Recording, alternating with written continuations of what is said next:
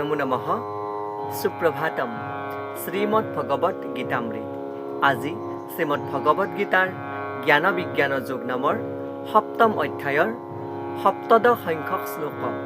এই শ্লোকফাকি হৈছে এনেধৰণৰ: তেষাং জ্ঞানী নিত্যযুক্তা একা ভক্তিৰ বিশিষ্যতে প্ৰিয় হি জ্ঞানিনোত্যৰ্থমহং সা চ মামা প্ৰিয়ঃ।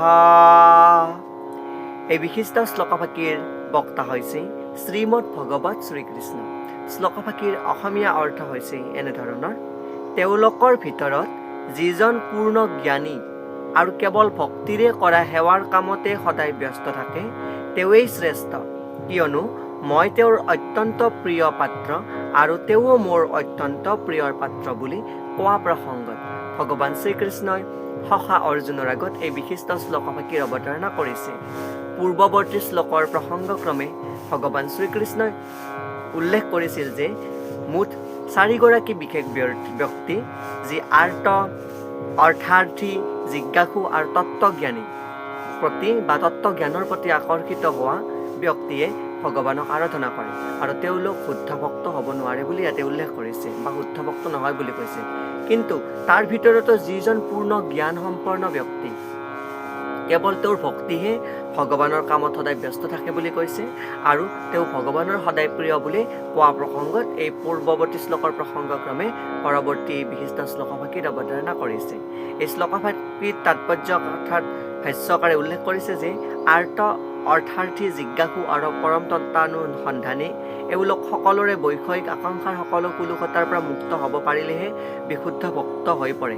কিন্তু তেওঁলোকৰ ভিতৰতো যিজন পৰম সত্যৰ বিষয়ে জ্ঞান আছে আৰু যিসকলো বৈষয়িক আকাংক্ষাৰ পৰা মুক্ত তেওঁৱেই ভগৱানৰ শুদ্ধ ভক্ত হ'ব পাৰে বুলি ইয়াতে উল্লেখ কৰিছে।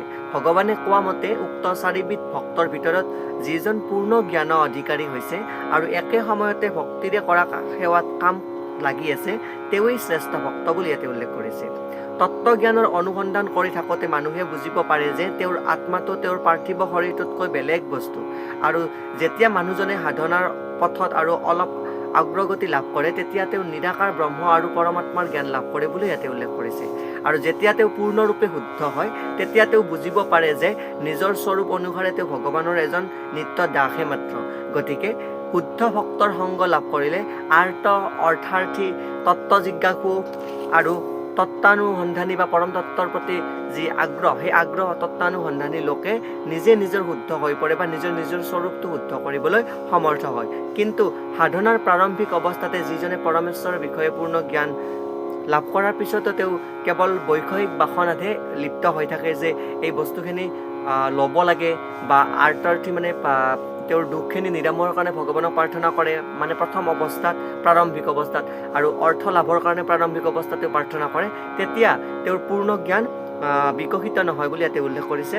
আৰু যেতিয়া সেই সম্পূৰ্ণ 4টা কাৰ্যৰ ঊৰ্ধত যিখিনি কাৰ্য আছে ভগৱানক উপলব্ধি কৰা বা পৰম পুৰুষ পৰমেশ্বৰ আৰাধ্যগৰাকীক উপলব্ধি কৰিব পাৰে যে এইখিনি মোৰ কাৰণে নিত্য নহয়, অনিত্য, আৰু মোৰ নিত্য হৈছে ভগৱানক আৰাধনা কৰা, তেওঁৰ ওপৰত বিশ্বাস ন্যস্ত ৰখা, আৰু তেতিয়াই ভগৱান তেওঁৰ প্ৰিয় হৈ পৰে বা তেওঁ ভগৱানৰ প্ৰিয় হৈ পৰে বুলি কোৱা প্ৰসংগত এইখিনি উল্লেখ কৰিছে। এয়াই উক্ত বিশিষ্ট শ্লোকফাকিৰ সৰল গুণাৰ্থ। ধন্যবাদ।